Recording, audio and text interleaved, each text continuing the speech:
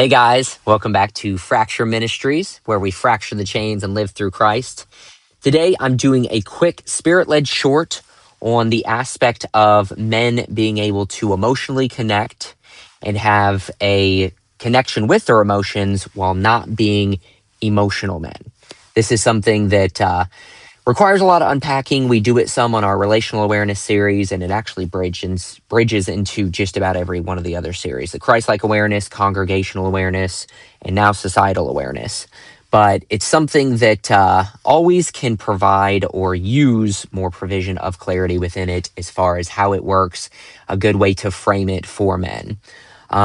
Basically, men want to be able to utilize their emotions. They want to be able to be in emotional maturity, but they don't want to be emotional men.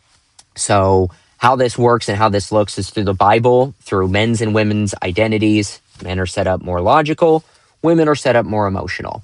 Men ultimately are leaders and are called to be the leaders because they are set on logic and that truth that comes with logics and the facts of it, rather than what they're feeling with fleeting emotions. You know, just how the Lord created us, it's an awesome thing because emotions are good. They can help us empathize. They can help us do all these things, but we don't want to be making decisions based on them. Now, this also means you don't want to be emotionless. You have to have passion for things. You have to have empathy for those around you. You have to be able to emotionally connect with your woman, your wife, empathize with her with what she's going through, and be able to do that. So if you've got a passion, again, these days in the really fractured structure aspect of society, men are beginning to have passion for what's wrong, what they're clearly seeing. And there's goodness behind that, because just like Christ in his walk, he had passion for things that caused him to make moves and do different things and, look at justice for spots, empathize with those around him in his walk.